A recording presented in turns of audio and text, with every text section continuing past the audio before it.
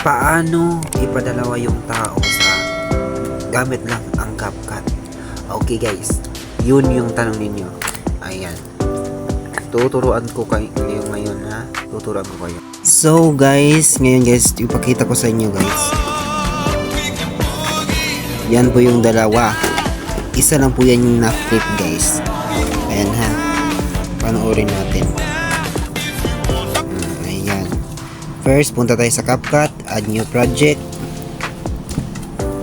Tapos, itap natin, mag-clip tayo ng dalawa. Dapat naka-steady yung ating camera. Yan, 2, ayan. I-clip natin yan, tapos add. And then, dito na. Ayan guys, hahanapin natin yung overlay. Yung overlay guys. Overlay. Ayan, nakita ko na yung overlay. Yung parang dalawang dots, ayan. I-speed na naman natin siya o ilagay natin yung ano. Mamaya na lang yan tatanggalin yung logo ng CapCut. So ayan guys, isa pa lang yan guys ha. Tapos guys, dito na tayo mag-add remove BG. Kung wala kayong ano guys, wala kayong ano, mag-brush talaga tayo guys. Brush natin. Ayan. Brush natin. Dapat hindi yung naka-pro guys. Dahil magbabayad pa tayo nito. Ayan guys. Yung one clip, yan. Yan na po, add na natin. At saka guys, ayan, remove BG, brush. Pindutin natin yung brush. Ayan. Mag-brush na tayo guys. Ayan. Ayan guys. Pwede natin yan sa gagamitin kapag green screen yung camera natin. Ganito. Kung green screen yung camera, makuha na natin yung magandang ano, edit. Tapos hindi na tayo mag-brush. Pero guys, white naman to guys kasi nasa paaralan po ako. Ayan, mag-brush tayo guys. Sa mukha, papuntang mukha. Dapat guys, dito talaga ano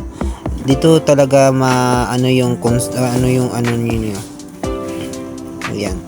Dito yung pahabaan ito ng pasensya guys. Kung wala kang pasensya, ganito na talaga yung mga resulta ng mga video ninyo. Ayan. Dapat guys, tiis-tiis lang po tayo ng mahinahon lang talaga. Tiis-tiis lang tayo guys. Para makuha natin yung pinakamagandang result guys. Para magdalawa yung tao sa ating mga edits. Ayan, dahan-dahan lang tayo guys kasi manual lang tayo. Manual na paggalawan. Ayan.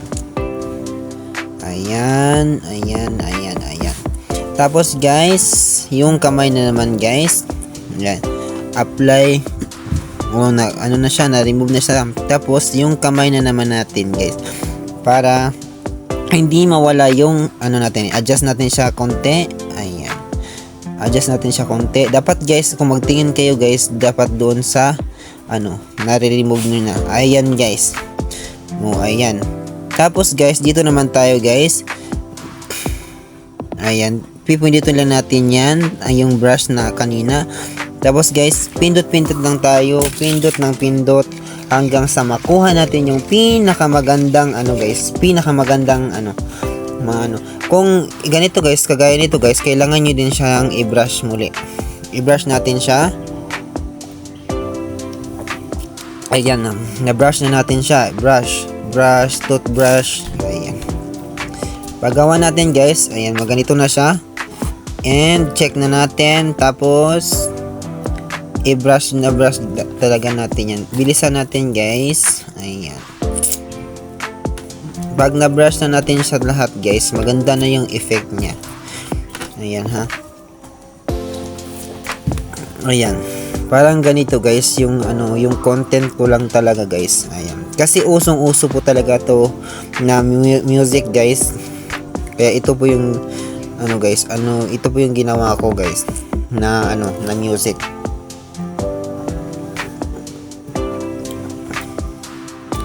So ayan na guys.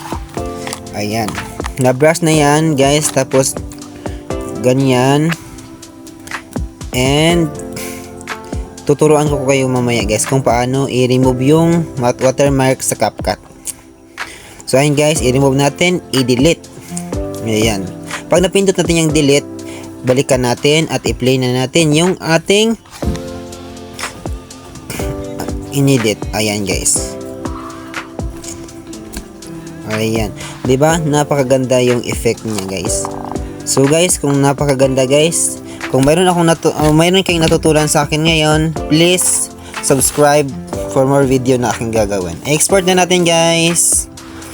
Ayan, paabutin na natin siya ng 100% para makita na natin sa ating gallery.